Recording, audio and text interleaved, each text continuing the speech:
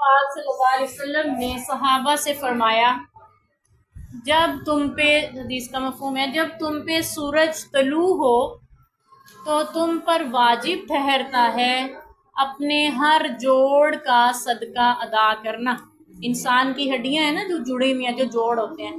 تقریباً 360 جوڑ ہیں انسان کی ہڈیوں کے، یعنی یہ جو ہم موڑتے ہیں نا، یہ جڑی ہوئی ہے، یہاں سے پور جڑے ہوئے ہیں، یہاں سے پائنچے جڑے ہیں، کونی ہے، پھر یہاں ایک بازو میں اتنے زیادہ جوڑ ہیں، پھر گھٹنوں میں ہے، دماغ میں، پیچھے کمر، پسلیوں میں، یہ سارے جتنے جوڑ ہیں تقریباً 360 جوڑ بنتے ہیں۔ تو حدیث پاک میں آتا ہے کہ تم جب صبح کرو تو 360 جوڑوں کا صدقہ ادا کیا کرو۔ صحابہ نے عرض کیا، یا رسول اللہ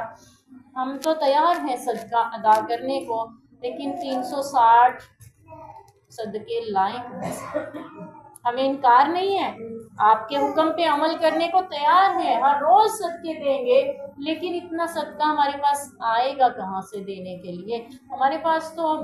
ہم بارہا سنتے ہیں کہ ایسے حالات تھے کہ کھانا بھی ایک وقت کا ملتا تھا تو دوسرے وقت کا نہیں ہوتا تھا۔ اکثر صحابہ کرام کی ایسی ہی زندگی تھی مدینہ ہجرت کرنے کے بعد۔ تو پریشان ہو گئے صحابہ کرام، تو آپ صلی اللہ علیہ وسلم نے انہیں فرمایا، اے میرے صحابہ پریشان نہ ہونا، تم میں سے جب بھی کوئی شخص سورج طلوع ہونے کے فوراً بعد 2 رکعت نماز ادا کر لے گا، جس کو ہم اشراق کی نماز کہتے ہیں، تو اس کے 360 جوڑ اس میں حرکت کریں گے، اللہ اس کے 360 صدقوں کا ثواب لکھ دیں گے۔ یہ اشراق کی نماز کی فضیلت ہے، ایک فضیلت ہے۔ دوسری اس کی فضیلت یہ ہے، آپ صلی اللہ علیہ وسلم نے فرمایا، حدیث کا مفہوم ہے، آپ کو ہوتا ہے ہم میں سے ہر ایک کا دل چاہتا ہے کہ اللہ ہمیں زندگی میں کم از کم ایک بار تو حج ضرور کروا دے، حج نصیب فرما دے، اللہ ہر ایک کی دلی خواہش پوری فرمائے۔ رمضان المبارک میں ہم دعا مانگتے ہیں، اللہ ہم میں سے ہر ایک کو اپنی ہماری زندگیوں میں ایک بار حج ضرور نصیب فرمائے، اور بارہا اپنے گھر بلائے، عمرہ کی سعادتیں نصیب فرمائے۔ اللہ ہمیں رمضان المبارک حرمین شریفین میں گزارنے کا بھی موقع عطا فرمائے، اللہ زندگی میں ہر ایک کی خواہش پوری فرمائے۔ تو ہر ایک کا دل چاہتا ہے کہ وہ بھی اللہ کے گھر جائے، اس کا گھر دیکھے، وہاں طواف کرے، اپنی زندگی کے گناہوں کی معافی مانگے، اس کے قرب کو محسوس کر کے آئے وہاں سے۔ ہر ایک کا دل چاہتا ہے اس کا ایمان تازہ ہو، کچھ نیک لوگوں میں ہمارا بھی نام ہو جائے، ایسے ہی دل چاہتا ہے ہر ایک کا۔ اس کے بارے میں آتا ہے کہ جب حضرت سلیمان علیہ السلام تھے نا، ان کا تخت ہوا میں اڑتا تھا، تو حضرت سلیمان علیہ السلام اپنے تخت سمیت ہوا میں اڑتے ہوئے جا رہے تھے، لاؤ لشکر سب ساتھ، تخت اتنا بڑا تھا اس پہ بیٹھا، تو وہ کعبہ کے قریب سے گزرے، یعنی اوپر سے نہیں، تھوڑا پاس سے، تو کعبہ جو تھا ان کی شان کو دیکھا اور ان کے گزرنے کو دیکھ کے رو پڑا، اور اللہ کی بارگاہ میں عرض کی، یا اللہ تیرا نبی یہاں سے گزرا ہے اور اس نے میرا طواف بھی نہیں کیا، اللہ اتنے صحابہ تیرے نبی کے گزرے ہیں ساتھ میں، اتنا لاؤ لشکر ہے، اور انہوں نے میرا طواف بھی نہیں کیا، وہ میرے لیے رکے ہی نہیں ہے۔ ہو سکتا ہے وہ کسی جنگ پہ جا رہے ہو، کسی ضروری کام سے جا رہے ہو، اس لیے وہ نہیں رک سکے۔ تو اللہ تعالیٰ نے خانہ کعبہ کو تسلی دی اور فرمایا تھا، اے میرے بیت اللہ، اے اللہ کے گھر، پریشان نہ ہو، ایک نبی آئے گا جس کے امتی اپنی جبینوں سے تیرے صحن کو سجا دیں گے۔ تو کعبہ اس انتظار میں تھا کب وہ نبی آئے گا، کب اس کے امتی آئیں گے۔ اور آج ہم دیکھتے ہیں کہ ہمارے پیارے حبیب صلی اللہ علیہ وسلم کی امت ہر وقت طواف میں رکتی ہے، طواف تب رکتا ہے جب نماز ہو رہی ہوتی ہے، اور نماز میں وہ اپنی جبینوں سے کعبہ کے صحن کو بھر دیتے ہیں، اور ہر وقت کبھی طواف نہیں ہوتا، دن ہو رات ہو۔ نبی پاک صلی اللہ علیہ وسلم نے فرمایا، کعبہ کے متولیوں سے مخاطب کر کے فرمایا تھا کہ تم نہ کسی بھی وقت یہاں پہ کسی کو طواف کرنے سے نہیں روکو گے، تم کسی بھی وقت یہاں پہ کسی کو نماز پڑھنے سے نہیں روکو گے، کیونکہ یہ اللہ کا گھر ہے۔ مکروہ اوقات میں باقی جگہوں پہ آپ نماز نہیں پڑھ سکتے ہیں،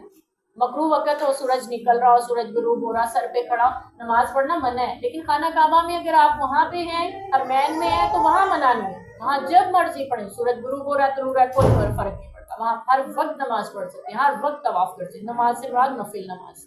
اور فرض نماز بھی اگر کوئی پہنچا ہی اس وقت ہے، تو یہ سورج غروب ہو رہا ہے یا نکل رہا ہے اور اس کی نماز رہتی ہے تو وہ تب وہاں ادا کر سکتا ہے، اس کو کوئی مسئلہ نہیں۔ تو پھر ہر ایک کا دل چاہتا ہے، اور حضرت ابراہیم علیہ السلام نے دعا کی تھی جب اپنے بیوی اور بیٹے کو وہاں چھوڑ گئے تھے کہ اے اللہ لوگوں کے دلوں کو اس کی طرف مائل کر دے۔ یہی وجہ ہے کہ آج ہر دل اس کی طرف کھنچتا ہے، جو نہیں گیا وہ جانے کو ترستا ہے، اور جو ہو آئے ہیں وہ پھر سے جانے کو تڑپتے ہیں۔ تڑپ بھی ہے، ترسنا بھی ہے اس گھر کے لیے۔ پوری دنیا کے کسی بھی کونے میں مسلمان بستا ہو، کسی عالی شان ملک میں رہتا ہو، بہترین گھر میں رہتا ہو، پھر بھی دل تڑپتا ہے تو مکہ اور مدینہ جانے کے لیے تڑپتا ہے، پھر بھی دل کرتا ہے تو وہاں پہ جا کے حاضری دینے کو کرتا ہے۔ انسان کہیں بھی چلا جائے، پوری دنیا میں گھوم پھر آئے، لیکن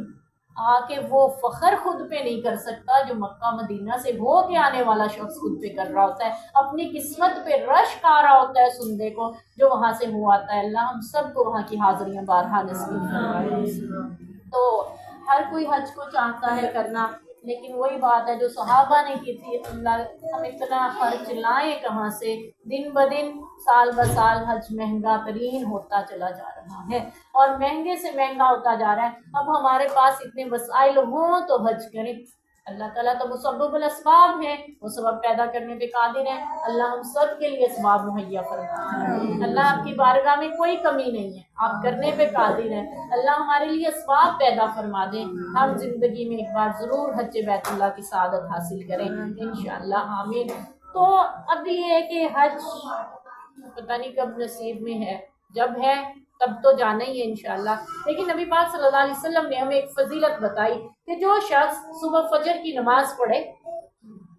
اور پھر اپنی جگہ پہ بیٹھے ہوئے یعنی مصلی پہ بیٹھے ہوئے اللہ کا ذکر کرتا رہے، اللہ کے ذکر میں مشغول رہے یہاں تک کہ سورج طلوع ہو جائے، اور پھر وہ 2 رکعت نماز ادا کر لے یعنی اشراق کی نماز، تو اللہ اس کو ایک حج کا ثواب عطا کرتے ہیں، ایک حج اور عمرے کا ثواب عطا کرتے ہیں۔ آپ صلی اللہ علیہ وسلم نے یہ فرمایا، یہ عام دنوں میں ہے، اور اگر رمضان میں آپ یہ فضیلت حاصل کرنا چاہیں، فجر کی نماز پڑھ کے آپ وہیں بیٹھیں، اپنی قرآن کے سپارے جو پڑھنے ہیں وہ پڑھ لیں، ذکر تسبیحات اذکار صبح شام والے جو کرنے ہیں وہ کر لیں، آپ جو چاہیں تسبیحات درود کی، استغفار کی، اور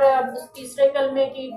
جو بھی آپ نے تسبیح اپنے والدین کے لیے جو بھی پڑھنی ہوتی ہیں ذکر کرتے رہیں یہاں تک کہ سورج طلوع ہو جائے، تو آپ 2 رکعت نماز ادا کریں تو اللہ تعالیٰ آپ کو 70 حج ادا کرنے کا ثواب دیں گے، 70 بار عمرہ کرنے کا ثواب ادا کریں گے۔ 70 سال تو ہماری زندگی بھی نہیں ہو شاید، اگر ہر سال زندگی کے پیدا ہونے سے لے کے وفات تک 70 سال کی زندگی میں ہر سال حج کریں، پیدا ہونے سے لے کے مرنے تک اگر 70 سال کی زندگی ہو تب انسان 70 سال حج کر سکتا ہے۔ لیکن ایسے اللہ کے نبی کی حدیث کے مطابق ایک دن میں 70 بار حج کرنے کا ثواب لے سکتے ہیں، اور 70 عمرے مشکل ہے ہر کسی کے لیے ایک سال میں بھی کرنا، لیکن اللہ تعالیٰ ہمیں سعادت دے رہے ہیں، آپ اپنے گھر میں بیٹھے ہوئے 70 بار عمرہ کرنے کا ثواب حاصل کر سکتے ہیں۔ اتنی سی نیند کی قربانی آپ دے لیں، اتنا بڑا اجر اللہ تعالیٰ آپ کو دے رہے ہیں۔ ہاں بچوں کو ہم کہہ دیتے ہیں نا کہ آپ کو شاپنگ پہ لے کے جائیں گے، سیر پہ لے کے جائیں گے، آپ یہ کام کر دیں، بچے فٹافٹ کر دیتے ہیں،